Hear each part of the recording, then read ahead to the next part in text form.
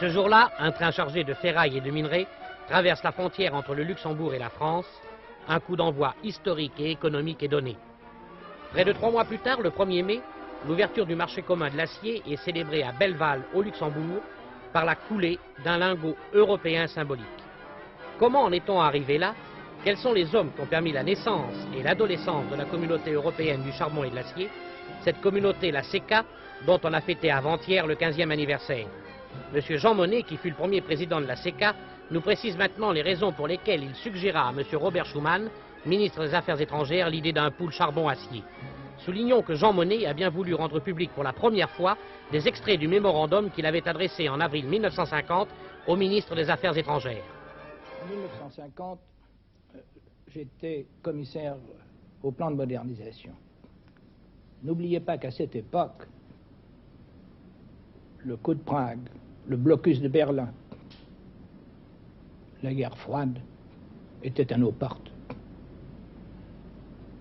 J'ai toujours été convaincu, et surtout depuis la dernière guerre, que pour arriver à établir la paix, il fallait établir l'unité entre l'Allemagne et la France.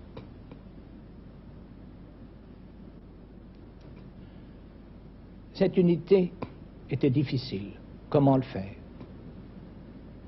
M. Schuman, à ce moment-là, et beaucoup d'autres, étaient préoccupés de la question, de savoir quel était l'avenir de l'Allemagne. Il devait y avoir au mois de mai, à Londres, une réunion entre les Alliés pour décider de l'avenir de l'Allemagne. Est-ce que nous allions revenir, ce que je considère comme les erreurs de 1918, ou est-ce que nous allions établir les relations sur une base d'égalité? C'est alors que j'ai proposé à M. Schuman l'organisation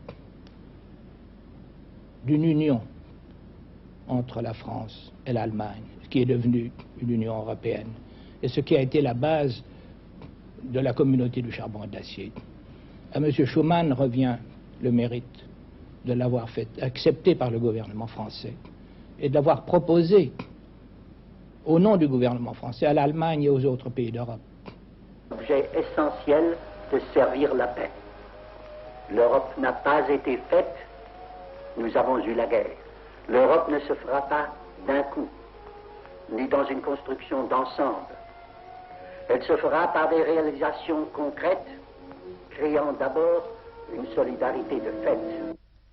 Dès l'annonce de cette initiative, les journalistes se précipitent pour annoncer la nouvelle au monde. L'Allemagne, l'Italie les premières, puis la Belgique, le Luxembourg et les Pays-Bas réagissent très favorablement à cette proposition. Plusieurs mois sont nécessaires pour élaborer tous les articles de ce traité, signé le 18 avril 1951.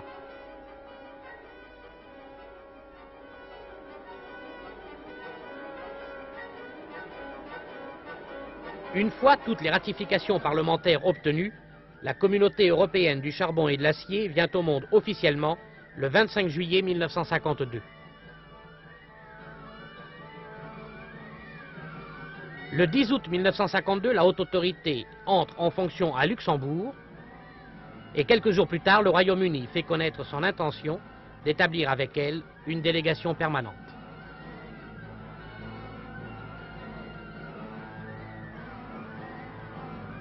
Puis, quelques pays européens et le Japon passent des contrats d'association avec la communauté. Mais quel était le rôle de la CECA? Créer entre les Européens une solidarité de fait par les réalisations concrètes. Mettre en commun des productions de base, charbon et acier, pour travailler à l'unification économique de l'Europe. Ainsi, le charbon et l'acier des 6 pays se trouvent à la disposition de 170 millions de consommateurs sans tenir compte des frontières.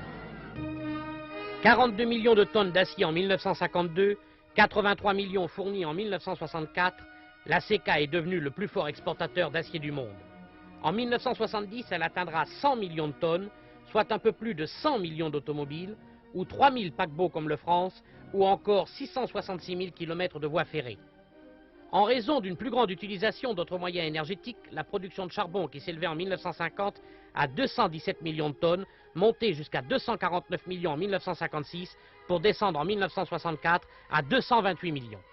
En 15 ans, la CECA a permis la réadaptation de près de 190 000 travailleurs. Elle a fait un effort particulier dans le domaine du logement. Depuis 1954, 75 000 logements sont sortis de terre. Dans 15 ans, parlera-t-on encore de la CECA? Cependant, elle peut se retourner sur les 15 années passées. Elle a ouvert la route à l'Europe, suscité le traité de Rome et voulu rendre les pays de la communauté solidaires.